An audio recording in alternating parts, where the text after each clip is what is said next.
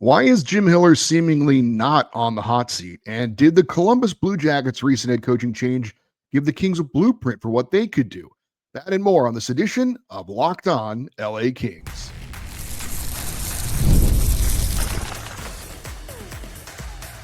You are Locked On Kings, your daily podcast on the Los Angeles Kings, part of the Locked On Podcast Network, your team every day. Hey, Kings fans, welcome to Locked On LA Kings, part of the Locked On Podcast Network, the number one sports podcast network, your team every day. Thanks for making Locked On LA Kings your first listen every day. We are free and available wherever you get your podcasts and on YouTube. Today's episode is brought to you by FanDuel. The conference championships are set, and FanDuel is officially in playoff mode. So visit FanDuel, the official sportsbook partner of the NFL, and grab your profit boost pack every NFL playoff game day. I'm Eddie Garcia, your host of Locked On LA Kings. I've worked in sports media for the past 30 years. Also one of the co-hosts of Locked On NHL Game Night, a nightly podcast and YouTube show that recaps the night in the NHL, and a passionate LA Kings fan for over 30 years. The LA Kings were off on Monday. We'll be back in action Tuesday night hosting Jonathan Quick and the New York Rangers in what I think will be the final appearance in LA for the Kings' all-time greatest goaltender. We'll talk more about that a little bit coming up. But we're going to get into Jim Hiller and why it doesn't appear he's on the hot seat at the moment. And why not? If the Kings decide to make a coaching change, I think what we've seen in Columbus might be an option for them. But I did want to start with a bit of Kings news. Corey Perry has rejoined the team after being away for a second time to attend to a family matter. His mother's reportedly dealing with something, obviously without any details on what that's going on there. It's something that may be an on-again, off-again thing this season. We just don't know. Hopefully, for everyone's sake, obviously we wish Corey Perry all the best and what he's dealing with and all those involved as well. But Perry, it looks like, will be back for the game against the New York Rangers. And according to LA Kings insider Zach Dooley, Perry was skating on the top line, which I assume means that Jeff Malott will be moving down to the fourth line. It was Perry skating with Alex Laferriere and Adrian Kempe. The move also meant that Andre Lee was sent back to Ontario. I really liked what Lee did in his brief time back with the Kings.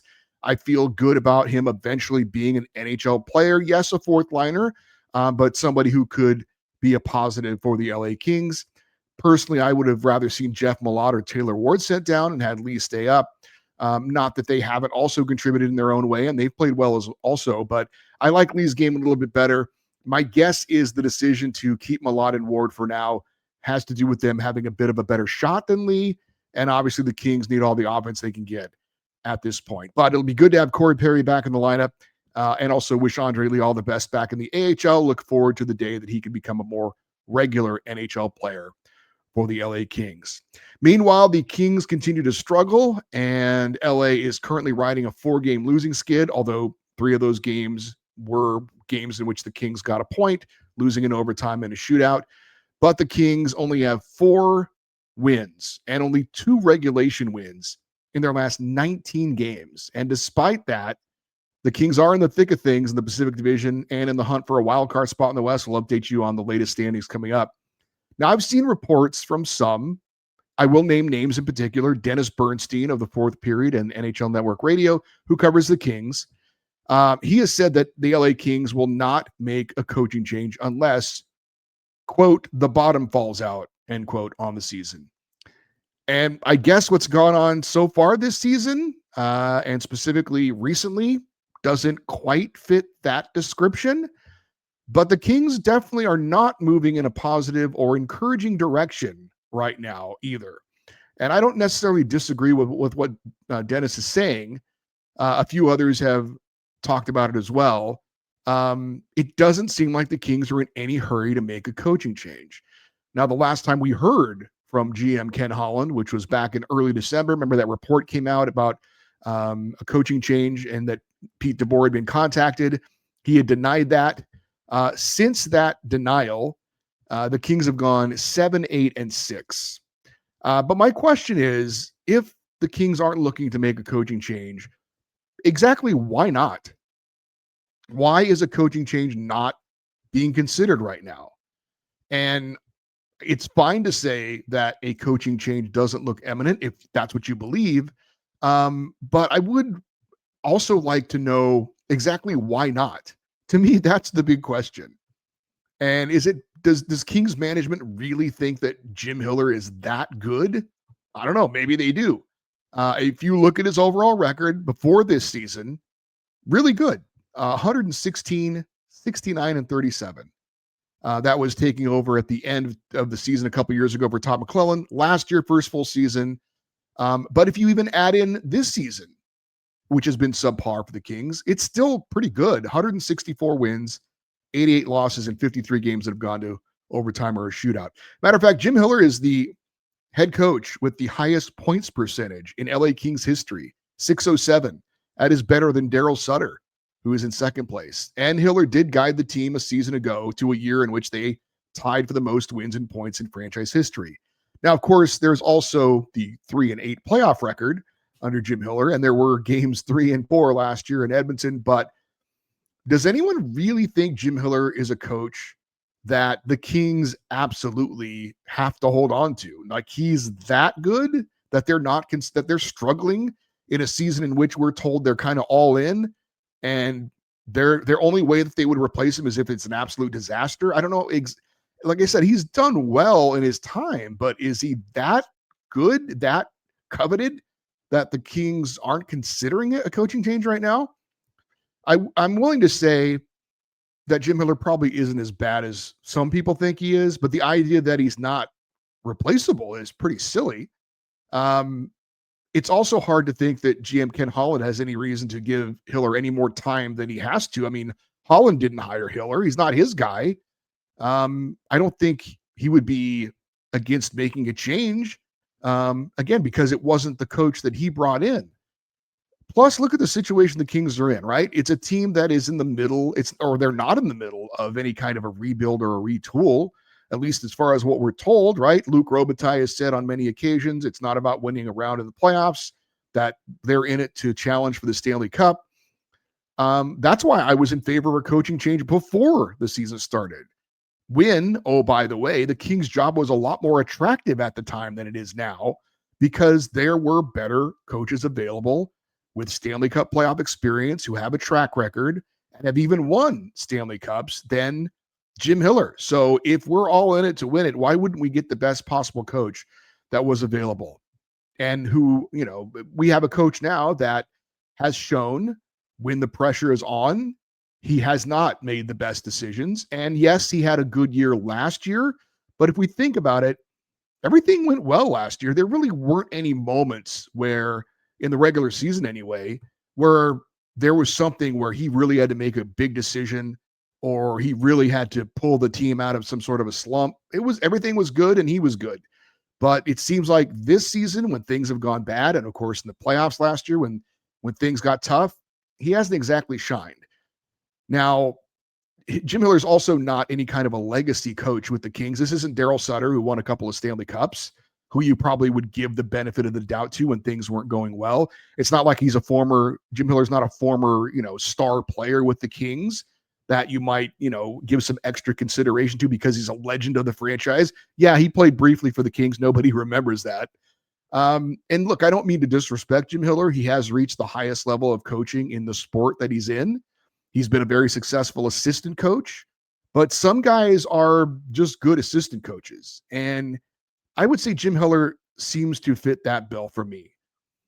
Good assistant coach, but not a very good head coach.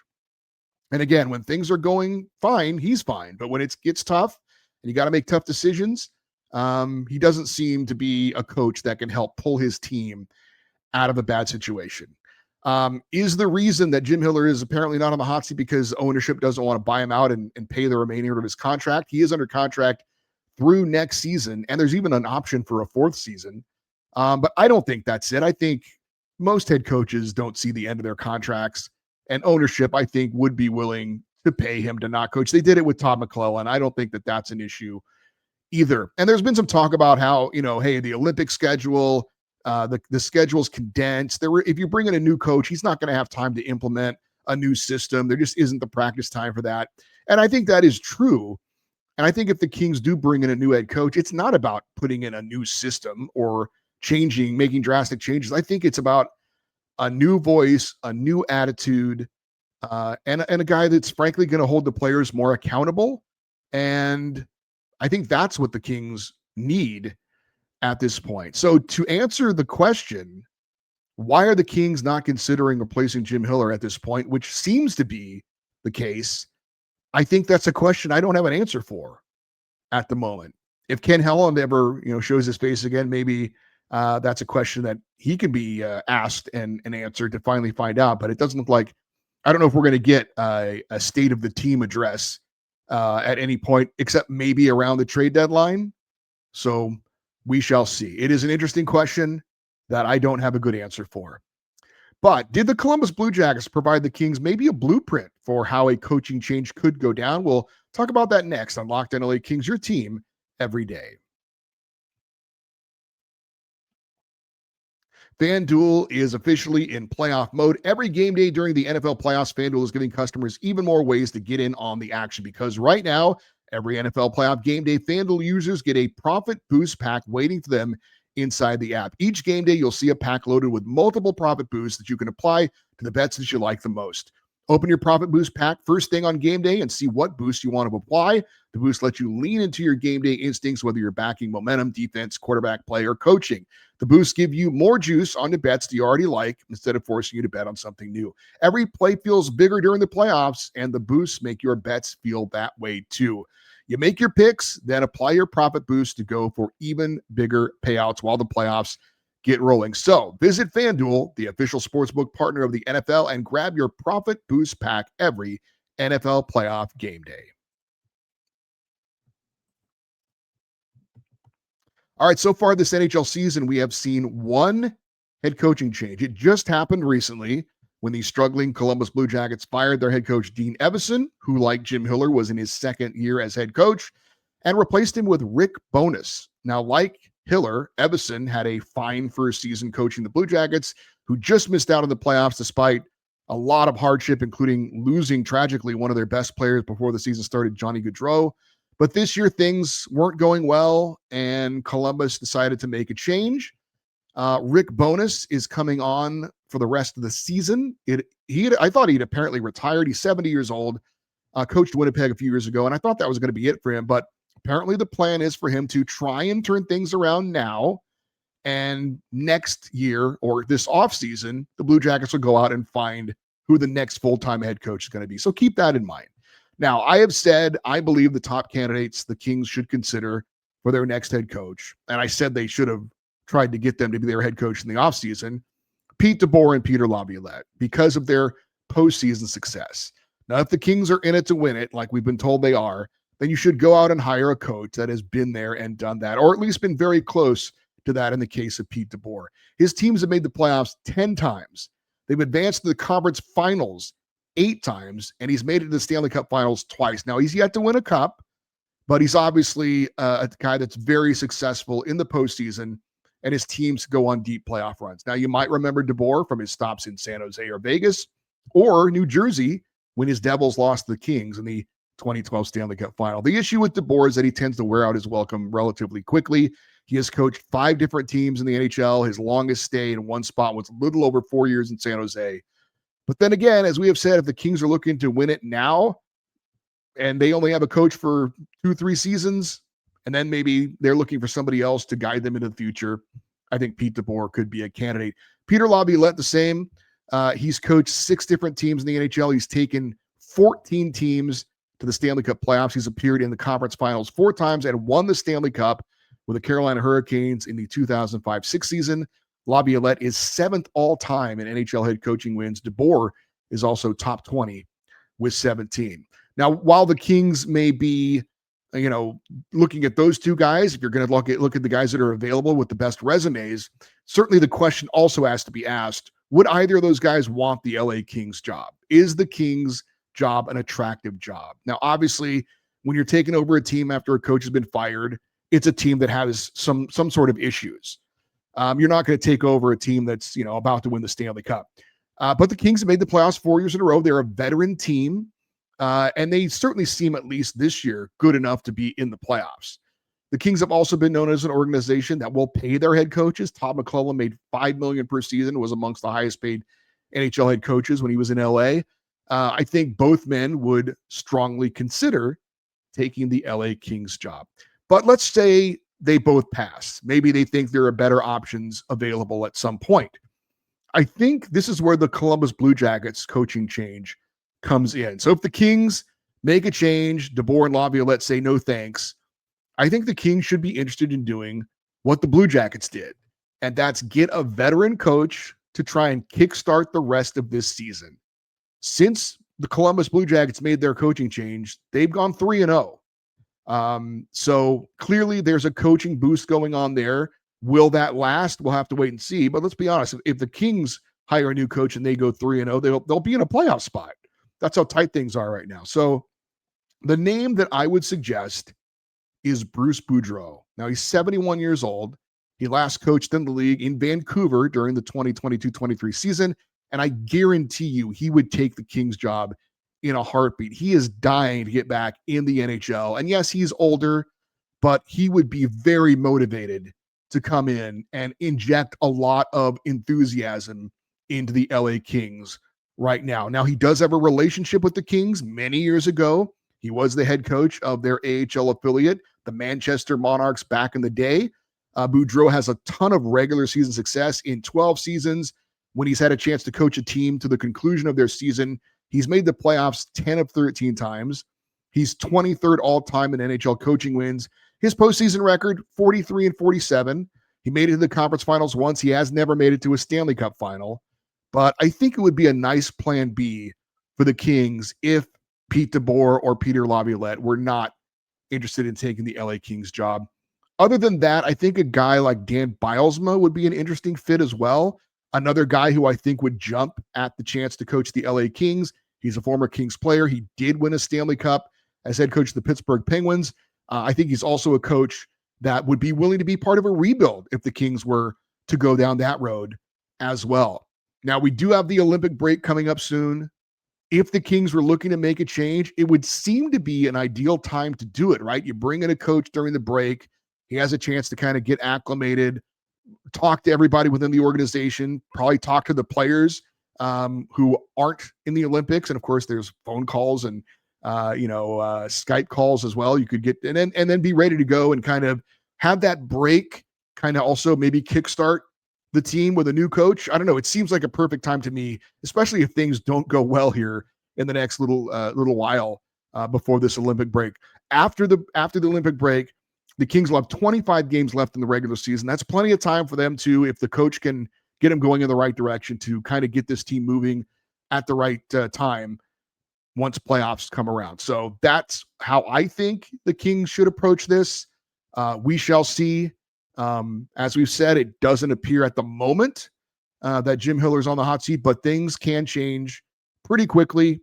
And there's some games coming up that the Kings need to get 2 points. If they don't, I would think that all options would be considered by management, but it remains to be seen because right now it doesn't appear on the surface that Jim Hiller is on the hot seat, believe it or not.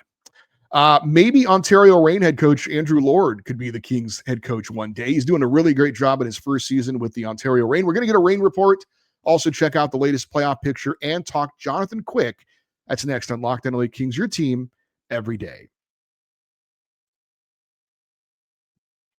You just realized your business needs to hire someone yesterday. How can you find amazing candidates fast? Easy. Just use Indeed. When it comes to hiring, Indeed is all you need. Stop struggling to get your job post seen on other sites. Indeed sponsored jobs put your post at the top of the page and help you reach the right candidates faster. If you've been in a spot where you need to hire right away, the pressure's on, and every day without the right person's a setback, that's exactly when Indeed's sponsored jobs come in handy. They make sure your post is seen by the right candidates right now. And now you can speed up the hiring process with a $75 sponsored job credit. Just go to Indeed.com/lockedon right now and show your support for our show by saying you heard about Indeed on this podcast. Terms and conditions apply. Hiring, Indeed, is all you need.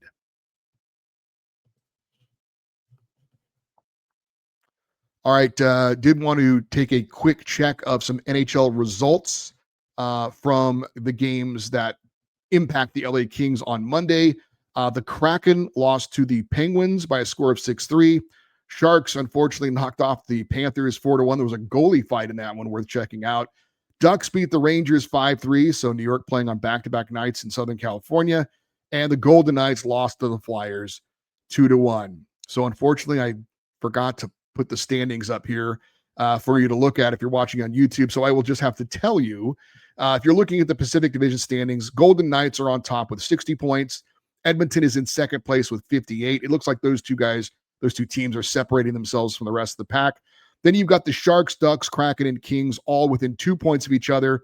Thanks to their win, San Jose's in third place right now in the Pacific with 53 points. The Ducks also have 53 points as well. They're in fourth place.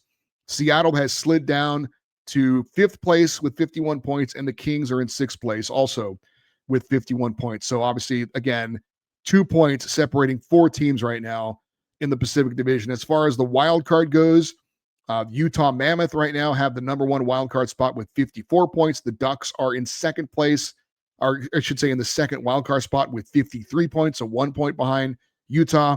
And then there are the Kraken and Kings, both 51 points, 2 points out of the final wild card spot in the West. So unfortunately, big wins for the Sharks and Ducks and a key loss for the Seattle Kraken. We have our rain report from our rain fan correspondent, Don, in the San Fernando Valley. I didn't know he was going to do this. I'm actually excited to share this with you.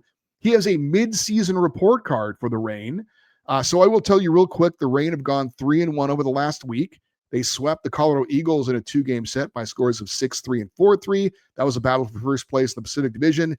They then split with the Texas Stars. They won a thriller in the first game, 4-3. Cole Gutman and Jared Wright both scored goals in the final 14 seconds of the game. Wright gets the game winner with 2 seconds left. What a win for the Ontario Reign, that one. I'd love to see the highlights of that game. The Reign, though, then did lose the second game against Texas 3-1. Ontario's tied for first in the Pacific Division with a 25-12-2 record. It's good enough for 52 points, the same as the Colorado Eagles. The Reign will play this Friday at Coachella Valley and then Saturday at home against those Colorado Eagles. So here is the mid-season report from our guy Don in the San Fernando Valley. He says, first, the bad news. There are no star scoring prospects in Ontario this season. The good news, though, is the Kings have a solid group of several or more two-way forwards, plus 2 or 3 solid defensemen, all with NHL potential, plus a promising goalie. Comparison to other familiar players will be made where I feel it is at least somewhat reasonable equivalency and will represent best case scenarios for how a player might turn out. If healthy, ready for the NHL, Eric Portillo. When healthy, this guy has been a rock for the Reign, and he is playing better overall than he has ever played in the AHL, in my opinion. The reoccurrence of the back issue earlier this season is the only cloud on the horizon for Portillo. He looks fine now, and in my opinion, could do anything we've seen from Anton Forsberg so far for the Kings in a backup role. If healthy, he's ready. Maybe we could trade Forsberg at the deadline for a pick. Just a thought. Best forwards, Andre Lee, also NHL ready as a huge, powerful, and surprisingly agile fourth line checking forward. Has worked hard on his finishing skills, and it shows. Lee can be dangerous in front of an opposing goalie. He made a costly mental mistake in the Vegas game, but he won't make that error again, I would bet. He's smart, conscientious, and learns well. The kid can lock it down on D. He had 6 hits in the Vegas game, including one of the hardest hits I've seen all year. Realistic potential, Dwight King, but with a bit better scoring touch. We should never again put this guy through waivers. He is a keeper, in my opinion. Kenny Connors, future King for sure. Defensive gem, scrappy, hardworking, good on faceoffs, and a clever playmaker. At 6'2", 205, he has solid size as well. Probably doesn't have true top 6 potential offensively, but the jury is still out on that. He's a bit over a half a point per game now. Even with all of his defensive prowess, he's being used on the number 1 line right now with the Reign, so we'll see if his production goes up. He should be NHL ready by the end of next season, possibly sooner, possibly a Kings future third-line center. Jared Wright, tall, rangy, and super fast. This guy may be playing right wing on that third line with Connors in a couple of seasons. Defensively advanced, his plus-minus is actually pulled ahead of Connors. Wright's at plus 17, Connors plus 14. Wright is still under a half a point per game right now, but his production has risen a bit lately. In the NHL, fourth line potential at the very least. As far as defense, Angus Booth, this guy was a standout prospect in Ontario last season, now fully healed from an injury. He's back and making steady progress once again. Very sound defensively. His skating seems a bit quicker this year, and he looks stronger too. Has shown grit as well when the going gets more intense. He'll never be a big point producer, but he will have some offense in his game. Think of him as a left-sided version of Matt Roy. The two have similar size, same height, plus Booth is 21, is still filling out, and should reach about 205 or a bit more in a year or two. Booth will be NHL ready by the end of next year, possibly a bit sooner. Kirill Kirsanov came as advertised, burly, powerful, and very shut-down defensive-minded. He has played solidly in most games this season, has the physical prowess to bully people, but that's not his game. His penalty minutes are low, but he is as physical as he needs to be and gets the job done. He blocks shots, moves the puck out of danger, pulls the puck out of scrums with his strong stick, and stops opposing teams' progress along the boards. With continued development and maturation, he could become another Gavrikov. Kirsanov should be NHL ready in 2 years or so, maybe less. Jakub Dvorak still plays a fairly quiet game, but in a good way. Efficient defensive coverage, improving clearing passes, and rising physical play are starting to show some potential. He's going to need a couple more seasons, but if he can keep getting better, he might be NHL ready after 3 years in the AHL. Honorable mentions, Atu Yemsen starting to show some real offensive spark at the midway point of his second AHL season. If this is not just a temporary hot streak, he can keep it up and be consistent. He could turn out to be a big surprise this year with the Kings. So offensively starved, we can only hope. Martin Chromiak. Chromiak hasn't been focused on that much because this is his 4th season in Ontario. He still hasn't done well enough to inspire a call-up from the Kings management. This year may be his last chance at a Kings call-up. If he can score 25 to 30 goals, he's got 15 in just over 1 game and a half season so far. So he's got a chance. Player will need to see more from. Cohen Zemer, he has the hands, the physical strength, and the vision, but skating and his weak defensive awareness have held him back this year. His skating actually seems a bit quicker and more confident now, as he has apparently been working on it, as he has his defensive game. He was mainly offensive and not much of a two-way guy in junior, but he's learning to play two-way hockey now. His 3 goals, 8 assists, and 11 points in 27 games is disappointing, but he does have a +5, which hints at some defensive improvement. We need to see Zemer kick it up in the second half. That's it for the first 37 games of the AHL season for the Ontario Reign. Good stuff from our Ontario Reign fan correspondent, Don, in the San Fernando Valley. I hope you guys enjoyed that. I think that was some really good information from a guy who watches all the Ontario Reign games. So, Don, we thank you for your contribution to the shows this season. For you everydayers, those of you that listen and watch Locked On Kings every day, our next show is going to be following the Kings-Rangers game coming up on Tuesday night. I will be at the game if anyone wants to say hi. I am going to be there as a fan. Shout out to Brian, an everydayer who has graciously offered to take me to the game. If you want to reach out with an email or reach out on social media, maybe we can say hello at the game if you want. If you're going to be there, I'd be willing to do that. I do want to say a couple things about this Kings-Rangers game. I mentioned it earlier. I think this is the final game in Los Angeles for Jonathan Quick. He will start this game. He has been playing due to injury to New York's number 1 goalie, Igor Shesterkin. Quickie is on a 1-year deal, and frankly, he hasn't been great this season. He's 3-10-2. He's got a 3.13 goals against average and an 887 save percentage. Plus, the Rangers just sent out a letter to their fans saying they're going to be retooling. They're going to be making roster moves. I think this is it for Jonathan Quick. And so if you are on the fence about going out to the game on Tuesday, I would encourage you to do so because, like I said, I think this is the final time you will get to see Jonathan Quick in person in Los Angeles on the Crypto.com Arena ice, where obviously he was so great with us for so many years, the greatest goaltender in LA Kings history, going to have his jersey retired, going to be in the Hall of Fame one day. I think this is going to be it. This is going to be his last game in Los Angeles, I believe. Now, he has surprised me before, but I think this is going to be it. So if you want to get out there and see Jonathan Quick one last time, definitely would encourage you to do it. At least watch it on TV if you're on the fence about watching the games, because I know it's been a little bit difficult to watch some of the games so far this season. I know people on social media are already saying, oh, I bet Jonathan Quick shuts us out in this game. Would it shock anyone? Probably not. One more quick thing. If you're going to watch the game, if you're going to watch it on TV, also keep an eye on number 10 the Rangers. His name is Artemi Panarin. The Rangers have told him they are looking to trade him. He's a UFA at the end of the year. LA is a possible landing spot. So if you want to see a guy who maybe the Kings are interested in trading for, check out number 10 on the New York Rangers. And we'll talk more about him later in the week as far as potential trades for the LA Kings as the wheels are starting to move. We've seen some other teams in the Pacific Division make trades this week. So we'll see what the LA Kings are looking to do. If you'd like to send an email to the show for any reason, including our fan feedback show at the end of the week, email address is lockedoneddie@gmail.com, EDDIE.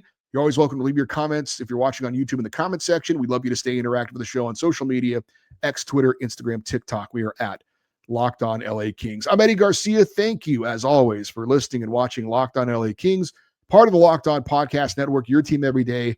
Have a great rest of your day. We'll talk to you next time. And as always, go Kings, go.